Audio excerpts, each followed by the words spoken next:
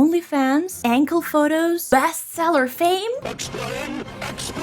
Calm down, I'm going to. Bernadette Banner. She's a fantastic historical fashion creator here on YouTube. But one day she shocked her community and went viral because of one video that she posted. And that video was none other than the one about her creating her own account on OnlyFans, which consisted only of Victorian ankle photos.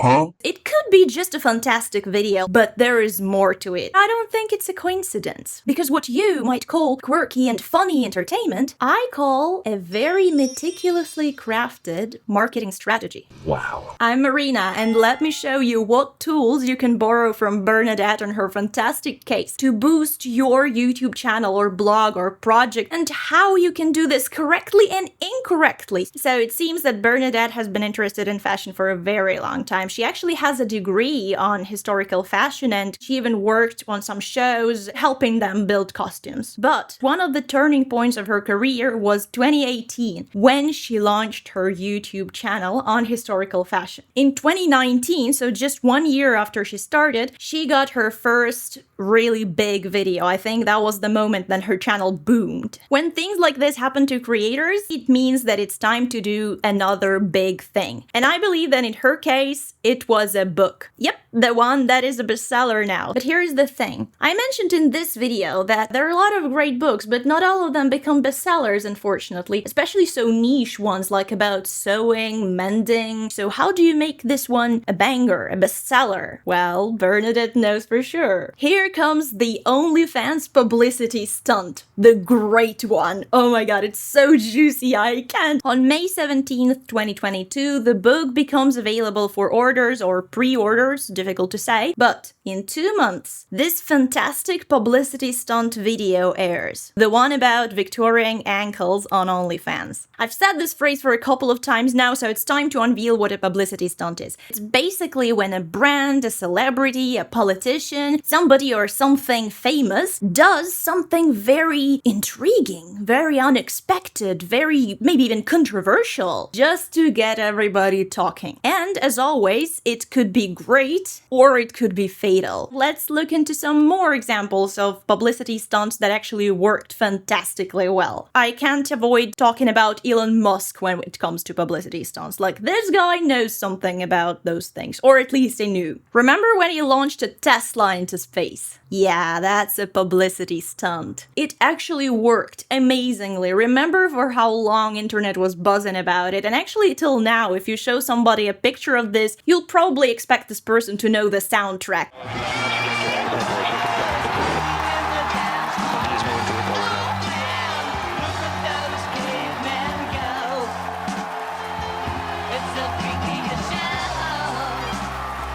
So let's see what makes this publicity move great. Hey, editing Marina here. I kind of forgot that I'm not a native speaker, so further on in the video, when you hear me talking about some miraculous publicity move, remember that I'm actually talking about a publicity stunt. It's a publicity stunt. You got me? Good.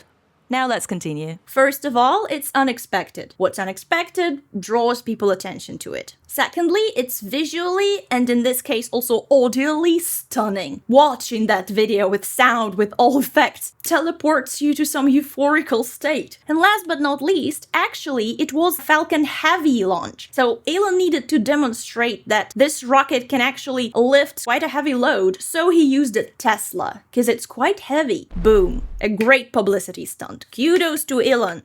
Do more of stuff like that. Another good example of a good publicity stunt. Does the name of an ice bucket challenge say something to you? If it does, remember to schedule a visit to your cardiologist. For those of you who don't know, there was a time when, in the beginning of the internet era, when everybody used to take a bucket of ice water and like splash it all over themselves. It was a way to promote charity, and that was a great publicity move. So whoever created this challenge was a great person. It was very unusual to see all sorts of celebrities like myself. I remember Benedict Cumberbatch doing that, and I was like, whoa, I wouldn't expect Sherlock to do this kind of stuff. So yeah, once again, it was unexpected. It got people talking about it, and it served a greater cause. Because, you know, when you did the challenge and then you invited somebody else to join the challenge, you also basically virtually invited them to contribute to this charity.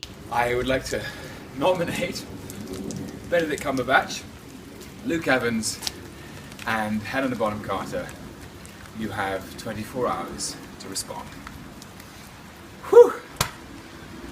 Great one. Fantastic publicity move. Let's use the last example since we're here on YouTube. Mr. Beast is a person, well, he's a person who is just a big publicity move of himself, because those extreme giveaways by Mr. Beast could not be anything else. That's a publicity move. That's the way you draw attention to your persona, which is why it's not a charity, actually. So yeah, well, Mr. Beast, you can think differently about him, but he's definitely a master of marketing and he's definitely aware of how publicity moves work. Edit and Marina here again. Just by taking a look at the recent videos, we can see that the video about drowning for $500,000 got 140 million views, while the video about Mr. Beast exploring 2,000 years old Asian temples only got 86 million views. Interesting. Do you think it's a coincidence or do you think it's a pattern? Drop down below in the comments what you think. Now, shall we giggle at some controversial examples of publicity moves? Yes, I think we should. So, you've probably heard about Kanye West doing some crazy shit recently?